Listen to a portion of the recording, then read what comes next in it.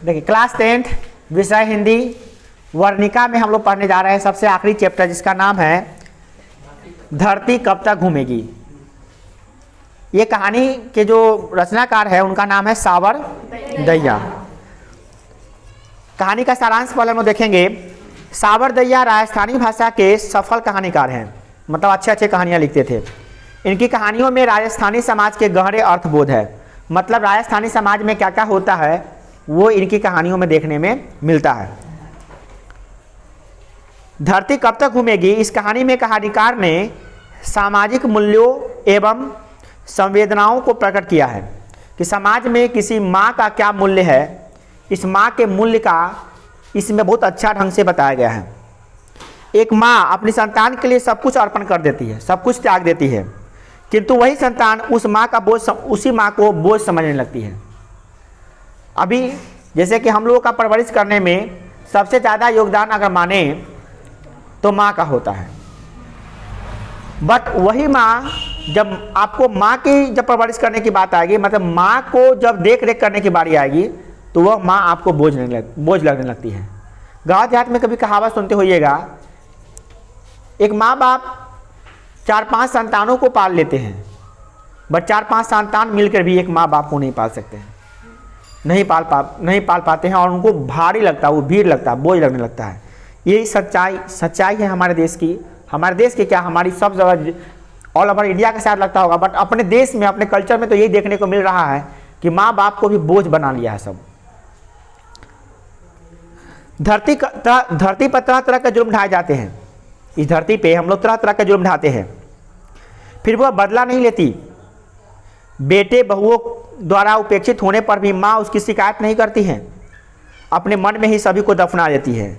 इस कहानी में जो मेन पात्र है उसका नाम है सीता।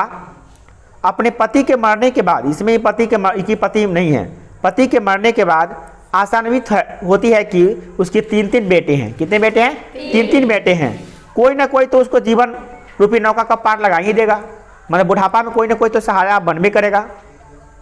किंतु विधि विधान को कौन सा टाल सकता है, जो विधि में होता है वो तो सबके साथ होना ही पड़ता है। माँ उनके लिए बोझ बन जाती है। किनके लिए?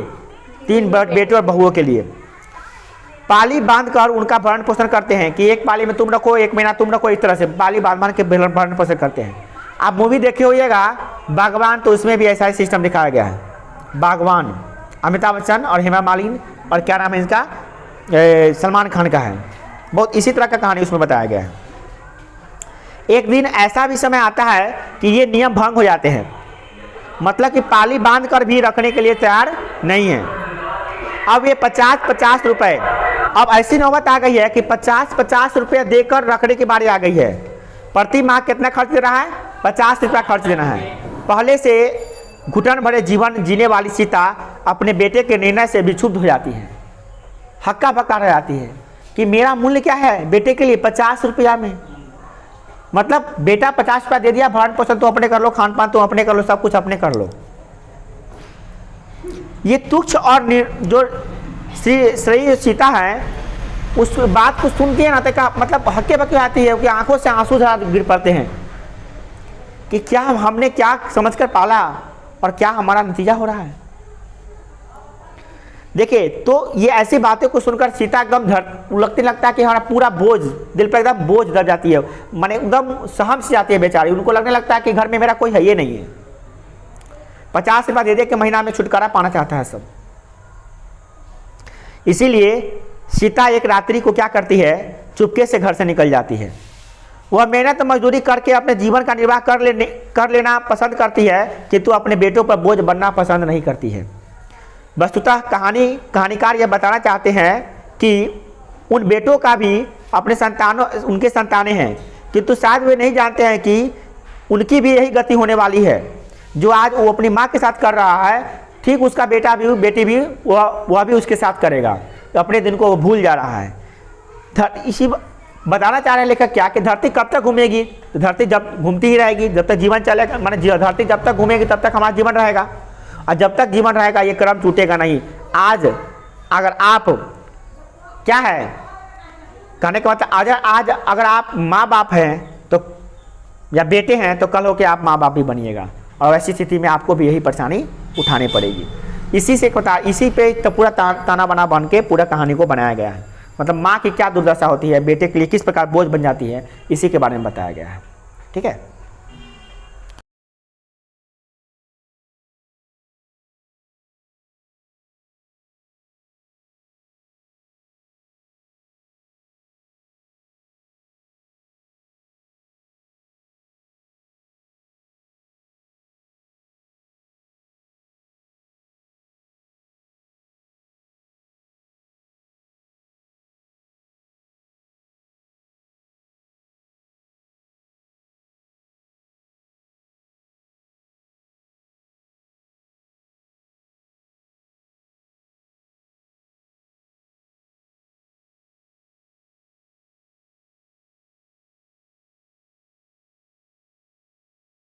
कब तक घूमेगी कहानी के रचयिता कौन है?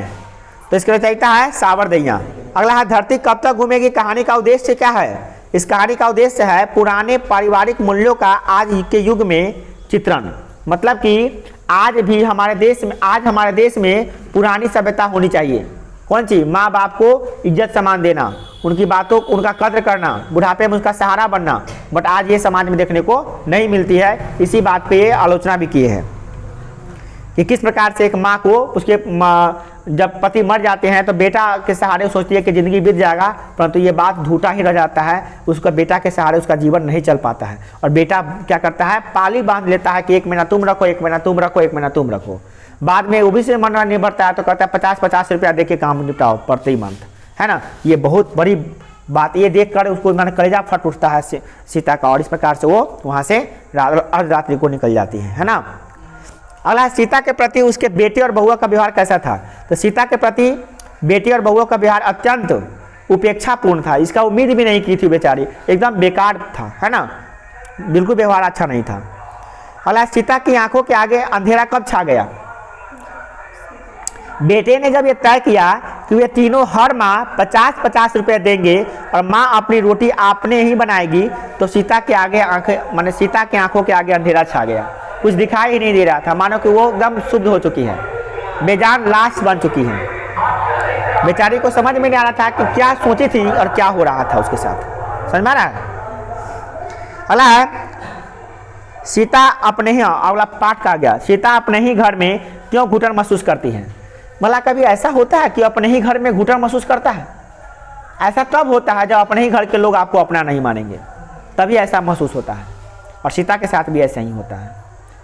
बेचारी जिस मेहनत कष्ट से अपने घर को सजाती है, पति रहती है, कितना अच्छा से घर परवरिश करती है, तीनों बच्चों को संस्कार देती है, बट जब पति मर जाते हैं उनके, तो उसके बाद जब विधवा हो जाती है तो सोचती है चलो कोई माने दुख तो होता है सबको, बट ये था कि चलो हम बेसहारा नहीं है, हमको सहारा है। बुढ़ापे के 3-3 लाठियाँ हैं, तो किसी न किसी में तो गुजर बसर हो ही जाएगा और ज़िंदगी का नौका पार हो जाएगा। बट इसका सोचना जो है ना गलत हो जाता है। बेटे सिर्फ नाम के होते हैं, उनके काम के लिए कोई नहीं। हद तो तब हो जाती है जब उसको इस तरह से व्यवहार करता है कि पाली बांटकर रुपया देकर काम निपटाना चाहता है। तो सीता के पति के मरते ही घर की स्थिति दयनीय हो जाती है। भाइयों में आपसी मतभेद उत्पन्न हो जाता है। वे केवल अपनी पत्नी और संतान में सिमट गए, अपनी पत्नी और अपने संतान में उलझ गए। माँ के देख रेख एवं भरण पोषण के लिए तीनों भाइयों में से 1-1 महीने का पाली बांध दिया गया था। सीता किसी भी बेटे के साथ रहती तो उसे अंतर्मन से दुखी ही रहती थी। बहुओं की कड़वी बातें उसे चुभती रहती थी। अपनी ही संतान से आज वह विक्षुब्ध हो चुकी थी, मतलब दुखी हो चुकी थी। अपने मन की बात किसी से न कहकर बेचारी अंदर ही अंदर घुटन महसूस कर रही थी। जब आपको दुख तकलीफ होता है, किसी को बताते हैं ना, तो आपका दुख तकलीफ कम हो जाता है, आपका दिल हल्का हो जाता है। कहता है दुख बांटने से हल्का हो जाता है। बट बेचारी किसको कहें, किसको सुनाएं? समाज भी तो थू थू करेगा, कहेगा तुम्हारा बेटा ही ठीक नहीं है, तो अच्छा संस्कार नहीं दिया, यू किसको कहने जाएगी बेचारी? और किसका बदनामी करेगी? अपने बेटों का, उसका बेटा का बदनामी करना उसका अपना बदनामी करने के बराबर लग रहा था। वो सोचती थी कि मैं बेटा के बदनामी किसके साथ करूं, किसको कहने जाऊं, शिकायत करने जाऊं, किसको अपने दिल का दुख दर्द सुनाऊं? जब आदमी अपने दिल के दुख दर्द को किसी से शेयर नहीं करता है ना, तो उसको अंदर से घुटन महसूस होने लगती है, और वही घुटन सीता को महसूस हो रहा था किसी दूसरे के घर में नहीं, अपने ही घर में, क्योंकि अपने ही घर में उसके साथ परायों की तरह सलूक किया जा रहा था। जो इस संसार का अभी जो वातावरण है, वर्तमान स्थिति है, को दर्शा रही है। समझ रहे बात को? इसीलिए उसका दाम घुट रहा था। बात समझ रहे ना? क्योंकि दुख को किससे बताएगी? दुख बता देगी तो हल्का हो जाएगा ना शरीर उसका, चलो थोड़ा कोई सहारा देने वाला हो गया। इस बेटा से जा रहे उस बेटा में, उसमें पुतों का जो बातें कड़वी बातें उसको चुभती रहती थी, बेटा भी अपना नहीं मानता था।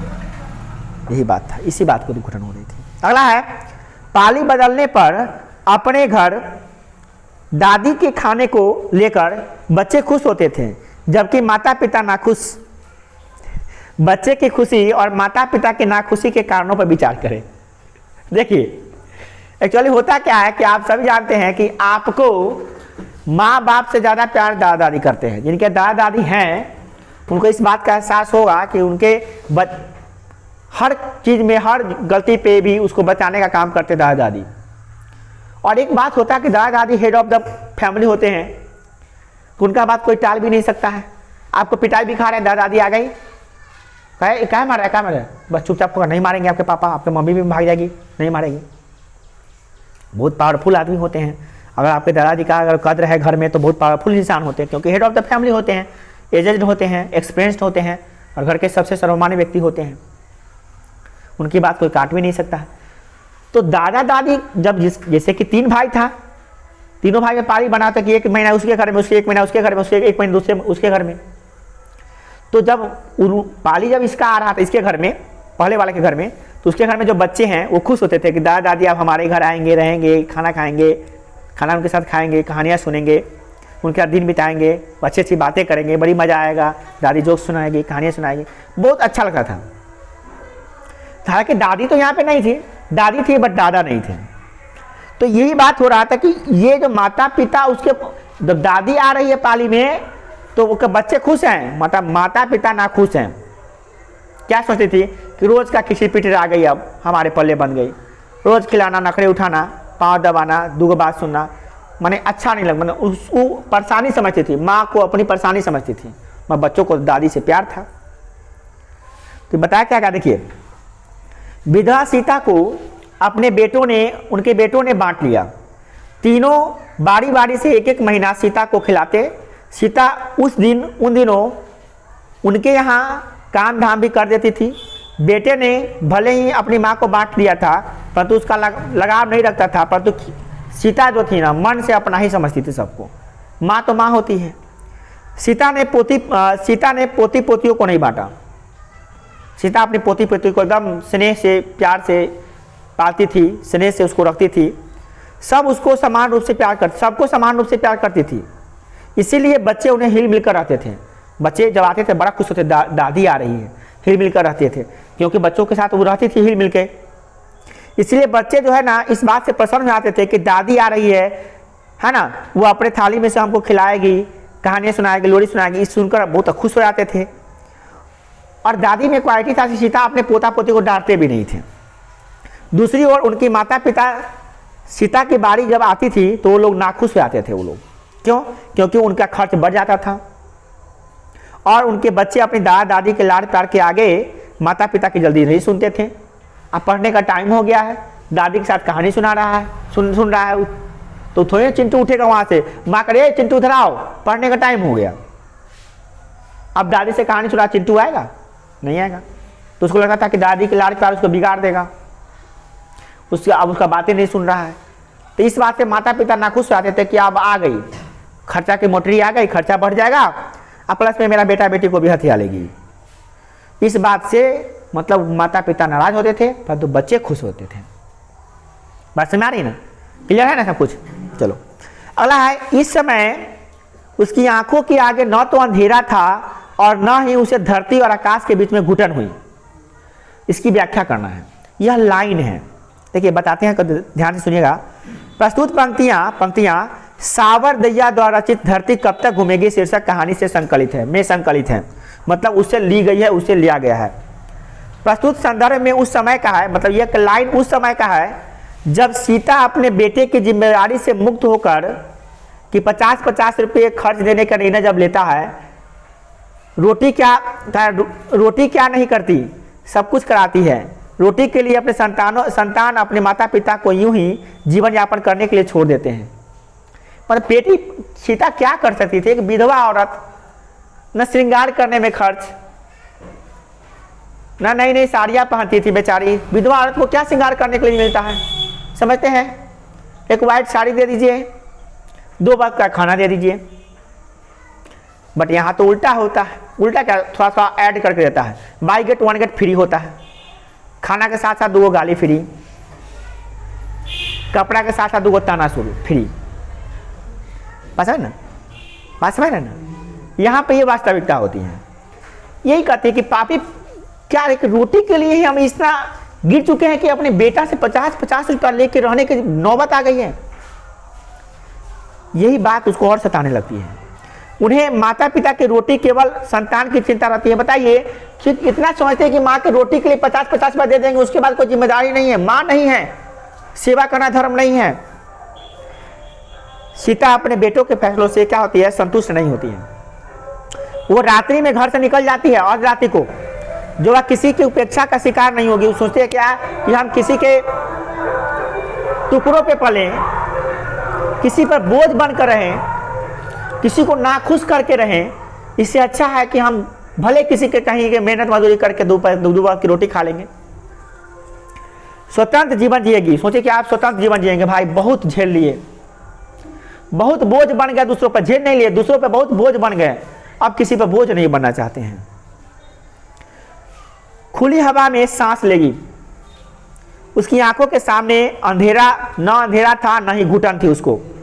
वस्तुतः रचनाकार बताना चाहते हैं कि जब घर से निकली ना, वो घर को छोड़कर जब भाग नहीं रही थी, चलिए त्याग रही थी, घर को छोड़ रही थी, तो उसके सामने ना तो मतलब आसमान और धरती के बीच में वो खड़ी थी। कोई भी आदमी, तो हम लोग धरती के आसमान के बीच में होते हैं।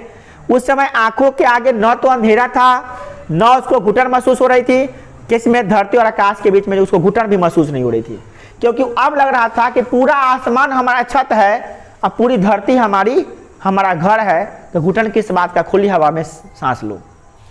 जब तक वो घर में थी तब तक उसको ऐसा एहसास हो रहा था कि हम किसी पर बोझ बने हुए हैं, किसी का दुख के कारण बने हुए हैं। किसी का क्या, अपने बेटे का ही दुख का कारण बने हुए हैं। माँ तो हम तो माँ हैं, माँ का काम होता है बेटे को सुखी बनाना। हमारे चले जाने से वो लोग कितना खुश हो जाएंगे, ये सोचकर मतलब उसकी आत्मा जो है रो पड़ती है वहां पे। और वहां पे जब निकलती है तो खुली हवा में सांस लेती, लगता है कि हम सबसे मुक्त हो गए। ऐसी स्थिति में वो बाहर निकलती है। समझ में आया? इसलिए कहा गया कि कोई घुटन उसको महसूस नहीं होता है, तो ऐसी स्थिति में गुजरती। ठीक है, बात समझ आ रही है? अगला देखिए, अगला प्रश्न है सीता का चरित्र चित्रण करना, मतलब सीता कैसी औरत थी इसके बारे में बताना है आपको। देखिए, सीता जनक की पुत्री और राम की अर्धांगिनी तो नहीं है। यहाँ पर आप जानते हैं वो सीता नहीं है। और अच्छा है कि वो सीता नहीं है, क्योंकि वो सीता को तो इससे भी ज़्यादा तकलीफ मिला था। आपको पता होगा, जो जनक की पुत्री और राम की पत्नी थी, उस सीता को धरती पे इतना कष्ट मिला था कि सीता माँ धरती मैया को लास्ट में बुलाया, बोले कि माँ अपने गोद में ले चलो मुझे।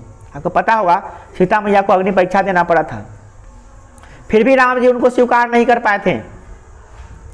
धरती पर जब देवी आई, माँ सीता, लक्ष्मी मैया, अर्ध भवानी, माँ दुर्गे, उसी का रूप है, काली के जो कहिए, चामुंडे जो कहिए, जब वो अवतरित हुई तो उनको भी दुख सहना पड़ा, वनवास में जीवन बिताना पड़ा। पता है ना, लव कुश का जन्म भी वनवास में हुआ था, नेपाल के साइड में जो जंगल है उसमें। समझ रहे हैं ना, वाल्मीकि आश्रम में। तो सोचिए, जब भगवान को यहाँ पे आके परीक्षा देना पड़ता तो इंसान किस खेत की मूली है। समझ रहे हैं ना, ईश्वर को भी यहाँ पे आके रोना पड़ा था। भगवान भी, धरती मैया आई थी तो रोई थी, और अंततः देखिए कि हमारा कोई नहीं है चला है, तो धरती मैया को बुलाती है, धरती फटता है और माँ के गोद में फिर चली जाती है। क्यों पता है ना आपको? क्योंकि उसको हरण करके ले गया था, किडनैप करके ले गया था। कौन? तो जब वो आई ना युद्ध करने के बाद तो सवाल उठा कि सीता इतने दिनों तक रावण के कैद में रही है, तो इसकी क्या गारंटी है कि वो पवित्र है? देखिए, इसकी क्या गारंटी है कि वो पवित्र हैं? इसको आग से गुजारा जाए, पवित्र है कि नहीं? सीता मैया को अग्नि परीक्षा देना पड़ा था, आग से होकर गुजरना पड़ा था वहां पे। अगर वह पवित्र रहती तो आग में कहती सीता मैया कि अगर हम में थोड़ा भी मतलब अपवित्रता है, हम सिवाय राम के सिवा किसी भी पुरुष के हम संपर्क में हुए हैं तो हम इस अग्नि में जल के भस्म हो जाए। अग्नि को परीक्षा देना पड़ता है वहां पे। फिर भी लोग अपनाते नहीं हैं। अग्नि परीक्षा देने के बाद भी उनको राम जी नहीं अपना पाते हैं। लोग कहते हैं कि अभी भी पवित्र नहीं हो सकता, इसमें संशय है, इसलिए इसको आप नहीं अपनाइए। राम जी राजा बन जाते हैं, अयोध्या के राजा, और जब राजा बनता है ना तो व्यक्तिगत सुख को छोड़ना पड़ता है। राम जी कहते हैं कि मेरा व्यक्तिगत सुख है कि सीता पवित्र हम जानते हैं, मगर उनको अपना नहीं सकते क्योंकि हम राजा है, और राजा का सबसे बड़ा प्रथम कर्तव्य होता है कि प्रजा के दिल में संतुष्टि और सुखी। अगर हम सीता को अपना लेते हैं तो प्रजा दुखी हो जाएगा, और जब वैसे राजा को रहने से क्या फायदा जो प्रजा ही दुखी हो जाए। राजा का कर्तव्य होता है कि प्रजा के दुख का निवारण करे, इसीलिए सीता को त्याग देती है। मात्र कुछ लोगों के मुंह से बात कहने से कि सीता पवित्र नहीं, इस बात के लेकर अपनी पत्नी को त्यागना पड़ता है। तो वो सीता यहाँ पे आकर रोई थी, तो समझ सकते हैं तो ये तो बेचारी का पति ही मर चुका है, समझ रहे हैं ना। देखिए, सीता जनक की पुत्री ना राम की अर्धांगिनी है, किंतु 3 बेटों की एक ऐसी असहाय विवश माँ है जो किंतु उसके लिए बोझ बन चुकी है। पति के मरने के बाद घर में अंतरकलह उत्पन्न हो जाता है, वैमनस्य की भावना पनपती है। सीता देखती रहती है बेचारी मौन होकर, सब कुछ बढ़ जाता है उसके सामने। बेटे बहुओं को दुत्कार हृदय पर चोटिल कर देता है। जब उसके बेटे बहुए उसको ताना से स्वर बोलते हैं तो उसका हृदय में चोट लगती है, बार बार घाव बना देती है। फिर भी वह किसी का प्रत्युत्तर नहीं देती है, किसी को सवाल जवाब नहीं करती है, किसी से कुछ मांगती नहीं है, और न किसी के जाके शिकायत करती है। माँ है ना, अपने संतान का शिकायत कैसे करेगी? एक संतान अपनी माँ का शिकायत कर सकता है, परंतु एक माँ अपने संतान का शिकायत नहीं करती है। देखिए, हद तो तब आती है कि पाली बांधने पर भी दुख, पाली बांधने से दुख था बेचारा को, पाली बांधने पर भी उसको संतुष्टि नहीं मिला। 50-50 रुपये देके बोलू अपना खाना रोटी खुद बना लेगी। अरे भाई, पापी पेट की सवाल थी, रोटी की बात हो रही है यहाँ पे। मतलब सिर्फ माँ की औकात 50 रुपये और रोटी है और कुछ भी नहीं, ये बात देखने को मिला। सीता अंदर से घुटन महसूस करती है और अंततः वह क्या करती है और रात्रि को निकल जाती है, और तब उसे आसमान और धरती के बीच में घुटन भी नहीं हो रही है और ना आंखों के आगे अंधेरा छा रहा है, और वह आज़ाद करती है। कहती है इससे हम स्वाभिमानी है। इससे पता चलता है कि सीता एक सच्ची माँ है। वह नहीं चाहती है कि मेरे रहने के कारण मेरा बेटा दुखी रहे। अगर हमारे न रहने से मेरा बेटा सुखी रहेगा, पुतो सुखी रहेंगे, पोता पोती की बात तो यहाँ नहीं हो रही है, पोता पोती तो बेचारा दुखी ही होंगे। तो वो क्या करती है, घर से निकल जाती है और यही सोचती है कि हम अपना खर्चा खुद चला लेंगे, हाथ पांव चलेंगे, तब तक देखा जाएगा। जब हाथ पांव नहीं चलेगा तो भगवान भरोसे जहाँ जाएंगे, जैसे रहेंगे वैसे ही, भगवान जिस हाल में रखेंगे रख ले। इस तरह से वो निकल जाती है। इस तरह से आप समझ सकते हैं कि सीता एक स्वाभिमानी औरत है। कैसी औरत है? स्वाभिमानी। स्वाभिमान को उसको ठेस पहुंच जाता है कि 50 रुपये मेरी औकात है, इसलिए वो घर छोड़ के चल जाती है और संपूर्ण भारतीय नारी का भी परिचय देती है। तो हम कह सकते हैं लास्ट में कि सीता एक संपूर्ण भारतीय नारी है जो स्वाभिमान के चलते अपना स्वाभिमान के साथ अपना जीवन यापन करती है, कह सकते हैं हम लोग। ठीक है, तो यह वो आपका प्रश्नोत्तर, सभी पाठ का प्रश्नोत्तर भी हो गया।